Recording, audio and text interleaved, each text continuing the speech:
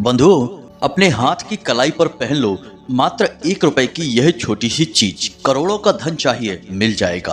अरबों की संपत्ति आपकी होगी। प्यार पाना है किसी का तो प्यार भी मिल जाएगा। 7 जन्मों तक साथ दे ऐसा साथी भी मिल जाएगा। आपकी किस्मत इतनी चमकदार हो जाएगी कि फिर जो कुछ भी सोचोगे आप मन में, वह हकीकत में होने लगेगा। तो जयकारा बोलो माता रानी का, माता रानी के साचे और सिद्ध दरबार की जय बोलो।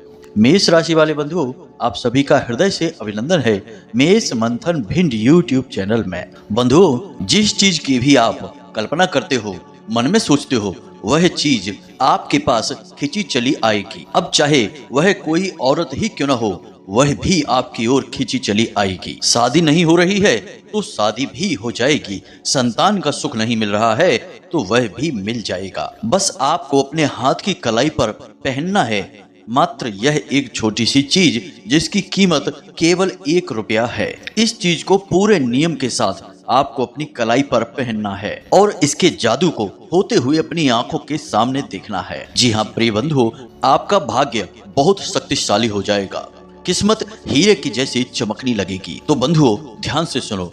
इस एक चीज का वर्णन तो हमारे वेद पुराणों और शास्त्रों में भी किया गया है। पुराने जमाने में चाहे कोई राजा महाराजा हो, चाहे कोई वीर योद्धा या फिर सैनिक हो, या फिर कोई ऋषि मुनि ही क्यों न हो, अपने काम में कामयाबी हासिल करने के लिए ये लोग इस एक चीज को अपनी कलाई पर जरूर धारण किया करते थे। अब इसे अपनी कलाई पर पहनने के बाद राजा महाराजाओं को युद्ध में जीत हासिल हुआ करती थी।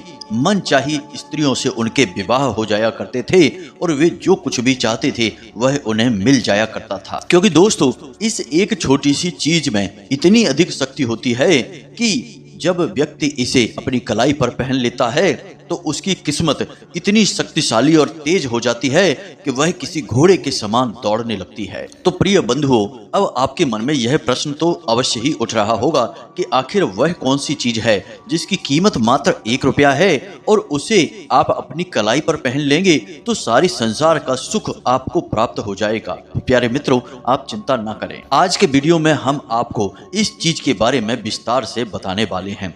फिर वह चीज कहाँ मिलेगी, कैसे उसको आपको अपनी कलाई पर पहनना है, क्या उसके नियम हैं, क्या उसके संस्कार हैं। कुछ ऐसे कार्य हैं जो इस चीज को पहनने के बाद आपको नहीं करने चाहिए, वहीं कुछ ऐसे कार्य भी हैं जो आपको अवश्य करने चाहिए। प्रिय बंधुओं, यह तो आप समझते ही हैं कि केवल किसी एक चीज को पहन लेने मात्र से कुछ नहीं हो जाएगा। उस चीज के सारे नियम और विधि विधान को जब तक आप नहीं मानेंगे तब तक वह अपनी पूरी शक्ति से कार्य नहीं कर पाएगी। यहाँ पर आपको घबराने की जरूरत नहीं है। नियम भी बहुत छोटा सा है, संस्कार भी बहुत हल्के से हैं और जो सावधानियां हैं वे आपको अच्छी तरह से मालूम हैं, क्योंकि वे आपके स्वभाव के अनुसार ही हैं। बस इन सारी बातों को सही तरह से मिलाकर प्रयोग करने का तरीका आपको हम बता देंगे। उसके बाद फिर आप खुद ही हमें कमेंट करके बोलेंगे कि गुरुजी, आपने हमारे ऊपर बहुत बड़ा एहसान किया जो हमें इस चीज के बारे में बता दिया है। जी हाँ प्रिय बंधुओं, आपको चिंता करने की कोई आवश्यकता नहीं है। सारी बातें हम आपको बिल्कुल सरल तरीके से समझाएंगे ताकि आपको सब कुछ समझ में आ जाए। लेकिन प्रिय मित्रों, आज आपको इस वीडियो को पूरा देखना होगा, शुरू से लेके आखिरी तक सारी बातों को विस्तार से समझना होगा। अगर आप वीडियो को आधा अधूरा देखेंगे या पूरे मन के साथ नहीं देखेंगे तो आपको सारी बातें समझ में नहीं आएंगी, फिर इस चीज का प्रभाव भी आपके ऊपर पूरा नहीं होगा। अब यहाँ पर हम आपको गारंटी के साथ कहते हैं कि इस चीज का असर आपके ऊपर मात्र 24 घंटे में होने लगेगा जब आप इसे पूरे नियम के साथ अपनी कलाई पर धारण करेंगे। तो अब बार बार आपके मन में यह प्रश्न आ रहा है कि आखिर कौन सी है वह चीज। तो चलिए आपका समय बर्बाद नहीं करते हैं और आपको उस चीज की ओर लेकर चलते हैं और बताते हैं कि आखिर कौन सी है वह चीज और कैसे उसको प्रयोग करना है। सारा विधि विधान, सारे नियम संस्कार आपको विस्तार से समझाते हैं। मुख्य विषय की ओर आगे बढ़ते हैं, लेकिन उससे पहले हम चाहेंगे कि आप माता रानी को आभार अवश्य व्यक्त करें और कमेंट में एक बार नहीं 3 बार लिखना, जय माँ भद्रकाली कृपा करो। माता रानी की आपको पूरी कृपा और आशीर्वाद प्राप्त होगा और अगले 24 घंटे में आपको एक बहुत अच्छी खबर प्राप्त हो जाएगी। इसी के साथ प्रिय बंधुओं, यदि आप इस चैनल पर पहली बार आए हैं तो आप इस चैनल को सब्सक्राइब करके बगल में जो घंटी का निशान है उसे भी अवश्य दबा दें। ऐसा करके आप हमारे और माता रानी के दिव्य परिवार के सदस्य बन जाएंगे। फिर आपके जीवन से अड़चने समस्याएं अपने आप समाप्त होने लगेगी, क्योंकि माता रानी की सीधी कृपा और आशीर्वाद आपको प्राप्त हो जाएगा। तो चलिए जल्दी से चैनल को सब्सक्राइब करिए, फिर आगे बढ़ते हैं। प्रिय बंधुओं, आपको इस एक चीज के बारे में हम बताएं, लेकिन उससे पहले आपसे हम एक बात कहना चाहते हैं कि जिस चीज के बारे में हम आपको बताने जा रहे हैं, आपको यह जानकारी बिल्कुल अपने मन में रखना है। किसी को भी इसके बारे में कोई भनक नहीं लगने देना है, वरना इसका कोई भी बड़ा प्रभाव आपके ऊपर नहीं होगा। आपको इसके बारे में किसी को भी नहीं बताना है, चाहे वह आपका भाई हो, चाहे आपकी पत्नी हो, चाहे आपका पति हो, उसको भी इस चीज के बारे में बिल्कुल भी नहीं बताना है। अब यदि आपने हमारे कहने के बाद भी इस चीज के बारे में किसी को बता दिया तो फिर यह आपके ऊपर ठीक तरह से काम नहीं करेगी। इसलिए इसे आप एक बार अपने हाथ की कलाई पर पहन लेना और उसके बाद भूल जाना। किसी को भी इसके बारे में मत बताना। अगर कोई इसे आपके हाथ पर देखकर पूछे भी कि यह आपने क्या पहन लिया है, तो उसे बस यूं ही गोल मोल जवाब दे देना और कह देना कि कुछ नहीं, बस ऐसे ही फैशन के लिए हाथ में पहन लिया है। अब अगर आपने हमारी इस बात को मान लिया और इस चीज के राज को अपने मन में छिपा कर रखा, किसी को भी इसके बारे में नहीं बताया, तो फिर यह चीज इतनी तेजी से काम करेगी कि आप खुद भी हैरान हो जाओगे। आप खुद भी हक्के बक्के रह जाएंगे कि आखिर हमारी किस्मत इतना साथ हमारा कैसे दे सकती है। जी हाँ प्रिय बंधुओं, तो अब ध्यान से सुनो। आपको इस एक चीज के बारे में बताने जा रहे हैं, लेकिन उससे पहले आपको बता दें कि यह जो समय आपके जीवन काल में चल रहा है, यह थोड़ा सा कठिनाइयों भरा समय है। ऐसे में आपको 3 काम भूलकर भी नहीं करने हैं, वरना आप स्वयं को बड़ी मुसीबत में डाल लेंगे। क्योंकि ग्रहों की चाल कुछ इस प्रकार से हो रही है कि बंधुओं, ऐसे में आपको किसी से किसी भी प्रकार का कोई वादा नहीं करना है, वरना आप उस वादे को पूरा तो कर नहीं पाएंगे। मानसिक दबाव आपके ऊपर और बन जाएगा। इसी के साथ साथ प्रिय बंधुओं, आपको रुपए के लेन देन को लेकर बहुत अधिक सतर्क रहना होगा। हम तो आपको यही चेतावनी देंगे कि आने वाले 8 से 10 दिनों तक आप भूल कर भी किसी को ना तो रुपए दें और ना ही लें, चाहे वह यूं ही लेन देन हो या कर्जे का लेन देन हो। किसी भी प्रकार का लेन देन आप इस समय में ना करें। हाँ, लेकिन यदि आपका कोई पुराना कर्जा है और आपके पास ऐसी कोई व्यवस्था बन चुकी है, तो उस कर्जे को आप इस समय में चुका सकते हैं। यह एक अच्छा समय है, क्योंकि आने वाले 10 दिनों में यदि आप अपने पुराने कर्जे को चुका देंगे तो आपके ऊपर फिर भविष्य में किसी भी प्रकार का कर्जा नहीं बनेगा। याद रखना कि जीवन में कर्जा लेना देना, हानि लाभ, परेशानियां जो भी कुछ है, वे सब हमारे आसपास की ऊर्जाओं पर आधारित होती हैं। अब एक और विशेष बात, प्रिय बंधुओं, आपको किसी के साथ भी बहस नहीं करनी है, वाद विवाद नहीं करना है और अपनी वाणी पर पूर्ण संयम रखना होगा। जहां जरूरत नहीं है वहां आपको बोलना नहीं है और बिना मतलब के किसी की चल रही चर्चाओं में बीच में नहीं कूदना है और अपनी राय या सलाह मशवरा नहीं करना है। ऐसा करने से विवाद उत्पन्न होंगे, झगड़े हो सकते हैं और आपके ऊपर मानसिक दबाव बन सकता है और आपकी समय और ऊर्जा दोनों ही बर्बाद हो जाएंगे। अब एक सबसे महत्वपूर्ण बात कि कोई पुरानी ऐसी घटना है, कोई ऐसी बात है जिसकी वजह से आपका मन अशांत रहेगा। अपने काम धंधे व्यापार की जो बातें हैं, गुप्त बातें हैं, उनके बारे में किसी से कोई चर्चा ना करें और जो जरूरी और महत्वपूर्ण कार्य हैं उन्हें आप स्वयं ही करें। खास तौर से रुपए पैसे से संबंधित जो लेन देन है उन्हें आप किसी और पर न डालें, उन्हें आप स्वयं ही अपने हाथों से करें। जी हाँ प्रिय बंधुओं, अब हम आपको बता दें कि यह समय जो आपके जीवन काल में चल रहा है, यह वही समय है जिसमें कि आपको सबसे बड़ी परेशानी यानी कि भावनात्मक तौर पर चोट पहुंचाई जा सकती है और किसी न किसी प्रकार का धोखा मिलेगा। कोई ऐसा व्यक्ति जिससे आपको उम्मीद नहीं होगी, वह आपके खिलाफ कुछ ऐसा कार्य करेगा या ऐसी बात बोलेगा जिससे आपका मन दुखी हो जाएगा और आप बेचैन होने लगेंगे। किसी के द्वारा कही गई बात आपको बहुत अधिक चुभेगी और लंबे समय तक आपको परेशान करती रहेगी। तो ऐसे में हम आपको केवल यही सलाह देंगे कि आप जितना हो सके उतना अपने काम से काम रखें। दुनियादारी में आपको अधिक डूबने की जरूरत नहीं है और किसी के जीवन में क्या चल रहा है इससे आपको कोई लेना देना नहीं है। कोई आपके बारे में क्या कह रहा है यह उसके अपने विचार हैं। आप कैसे हैं ये आप अच्छी तरह से जानते हैं। तो ऐसे में आपको किसी की बातों से कोई फर्क नहीं पड़ना चाहिए। आपको अपने ऊपर पूरा नियंत्रण रखना होगा, तभी आप चैन से जीवन जी पाएंगे और परेशानियों से भी बाहर निकल पाएंगे। जी हाँ बंधुओं, तो यह तो आपका राशिफल था। अब हम आपको बताते हैं उस एक चीज के बारे में, इसे आप जरा ध्यान से सुनिए। लाल किताब में एक बेहद ही शक्तिशाली चीज के बारे में बताया जाता है कि जिसे यदि कोई भी व्यक्ति अपने हाथ में धारण कर ले तो रातों रात उसकी किस्मत चमक उठती है और इसके जीवन में हर वह चीज आकर्षित होने लगती है जिसे वह चाहता है। जी हाँ बंधुओं, तो अब ध्यान से सुने, सारी बातें हम आपको विस्तार से बताने जा रहे हैं। प्रिय बंधुओं, अक्सर ऐसा देखा जाता है कि लोग अपनी कलाई पर कुछ भी पहनने से पहले ज्यादा विचार नहीं करते हैं। हमने कई बार ऐसा देखा है कि लोग अपनी कलाई पर सजावटी सामान के तौर पर यूं ही कुछ भी पहने रहते हैं, जैसे कि कुछ लोग चमड़ी से बनी हुई चीजें, जैसे कि कोई बना हुआ डिजाइन का ब्रेसलेट है या यूं ही पट्टा या कुछ भी डिजाइन से बनी हुई चीजें हैं जो चमड़े की हैं या फिर प्लास्टिक की हैं, उन्हें पहन लेते हैं। यह बहुत ही खतरनाक होता है। इससे उनके दुर्भाग्य का निर्माण होता है और सबसे बड़ी बात कि नकारात्मक शक्तियां उनकी ओर आकर्षित होती हैं और उनके बनते हुए कार्यों में बाधा उत्पन्न होती है। प्रिय बंधु, हमारे शास्त्रों में जैसे कि सामुद्रिक शास्त्र की बात करें तो उसमें हमारे शरीर के अलग अलग भागों पर अलग अलग चीजें पहनने के विधान हैं। जैसे कि हम गले में, अपनी कलाई पर या फिर अपनी कमर या फिर पैरों के निचले भाग पर कुछ भी धारण कर सकते हैं। कैसे धारण करना है उनके अलग अलग विधान हैं और उनके अलग अलग नियम हैं। लेकिन कलाई पर हम जो चीजें धारण करते हैं उनका बहुत अधिक महत्व होता है, क्योंकि इस संसार में हम चाहे अपने जीवन में कुछ भी लेकर आए या फिर किसी को कुछ भी दें, अपने हाथों के माध्यम से ही लेन देन किए जाते हैं। यानी कि जीवन में कुछ भी लाना या फिर बाहर निकालना, इसमें हाथों का बड़ा योगदान है। तो ऐसे में हाथों में धारण की जाने वाली चीजों का महत्व बहुत अधिक बढ़ जाता है। अब कुछ लोग अपने हाथों में पवित्र कड़ा या चूड़ा पहन लेते हैं। कोई बुराई नहीं है, अवश्य ही आप पहनिए। लेकिन अक्सर एक गलती कर जाते हैं कि मान लीजिए कि हाथ में उन्होंने चांदी का बना हुआ कड़ा पहना हुआ है या फिर यूं ही सफेद रंग का कोई कड़ा पहना है या अष्ट धातु का कड़ा पहना है जिसमें कि चांदी भी शामिल है। अब चांदी या फिर सफेद रंग की कोई भी धातु किस चीज का सूचक है? चंद्रमा का सूचक है।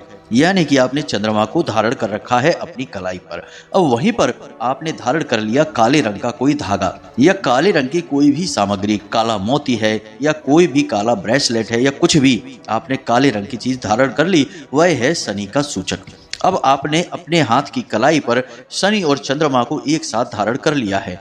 अब इससे विष योग का निर्माण होता है। ज्योतिष शास्त्र में इसकी सख्त मनाही की जाती है। अब इस विष योग के निर्माण से बहुत सारी समस्याएं जीवन में उत्पन्न होने लगती हैं, खास तौर से स्वास्थ्य से संबंधित समस्याएं, जैसे कि थकान, तनाव, बेचैनी, चिंता, आलस और शारीरिक और मानसिक अस्थिरता की स्थिति, यानी लगातार बीमार रहने की स्थिति उत्पन्न होने लगती है। यह बहुत ही खतरनाक योग होता है। यह तो केवल शुरुआत मात्र होती है। आगे चलकर लोग जब नहीं संभलते हैं तो उन्हें बिस्तर ही पकड़ना पड़ता है, यानी कि वे हमेशा के लिए मरीज बन जाते हैं। तो विष योग का निर्माण होने से पहले ही हमें इन चीजों को अपने हाथों से उतार देना चाहिए। तो अब हम आपको उस विशेष चीज के बारे में बताने जा रहे हैं। जरा इस चीज को ध्यान से समझना।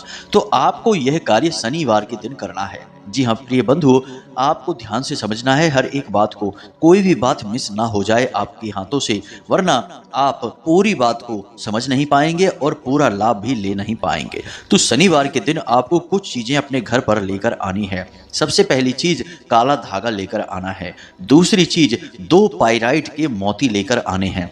जी हाँ मित्रों, पाइराइट के मोतियों के बारे में हमने आपको पहले भी एक वीडियो में बताया था, लेकिन हम फिर से इस वीडियो में बता रहे हैं क्योंकि पाइराइट एक ऐसा पत्थर होता है जो कि स्पष्ट तौर पर शनि का सूचक है, लेकिन यह माता लक्ष्मी को बहुत अधिक प्रिय होता है। यानी जहां पाइराइट है वहां माता लक्ष्मी है, वहां रुपए पैसे हैं। तो आपको अपने हाथों से ही तो रुपए पैसे का लेन देन करना है, तो आप नहीं चाहेंगे कि आपके हाथों से जो रुपए निकले हैं वे वापस ही ना आए। आपने किसी को 100 रुपए दिए तो वे 1000 रुपए बनकर वापस आए, आप तो यही चाहेंगे ना। तो ऐसे में आपको पाइराइट के 2 मोती चाहिए। जी हाँ बंधुओं, ध्यान से समझना सारी बातों को। इसी के साथ साथ आपको लौंग का तेल भी चाहिए। जी हाँ मित्रों, लौंग बहुत ही शक्तिशाली होता है ऊर्जाओं को आकर्षित करने के लिए।